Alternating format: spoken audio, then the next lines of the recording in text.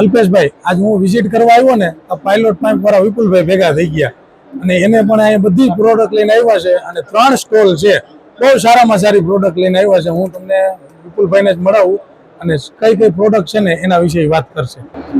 વિપુલભાઈ, થોડુંક જણાવો કે અહીંયા તમે મહારાષ્ટ્રની અંદરમાં ગુજરાત મૂકી અને ખેડૂતને કઈક સુખી કરો છો, તો કેવી એવી પ્રોડક્ટ છે તમારી? થોડીક ડિટેલમાં બતાવો જી. આ બોરમાં લાગે એ કોલમ પાઇપ છે, આ કન્સ્ટ્રક્શન પાઇપ છે, ગાર્ડન પાઇપ છે, બ્રેડેડ પાઇપ છે, રિજિડ પીવીસી પાઇપ છે, બ્લુ કેસિંગ પાઇપ છે, એચડીપી પાઇપ છે. ટોટલ કેટલી પ્રોડક્ટ હશે એવી? પ્રોડક્ટ આપણી પાસે 12 થી 15 પ્રોડક્ટ છે. બધી એગ્રીકલ્ચર ને લગતી આઈટમ આપણે બનાવી અને ક્વોલિટી બેઝ જ કામ કરી છે.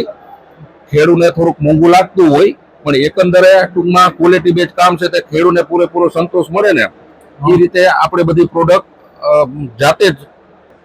તો જો આ છે વિપુલભાઈ, અને વિપુલભાઈનો જો કોઈને કોન્ટેક્ટ કરવો હોય ને તો હું એનો નંબર નાખું છું નીચે. એક જ મિનિટ, નંબર પણ બતાવી દઉં છું.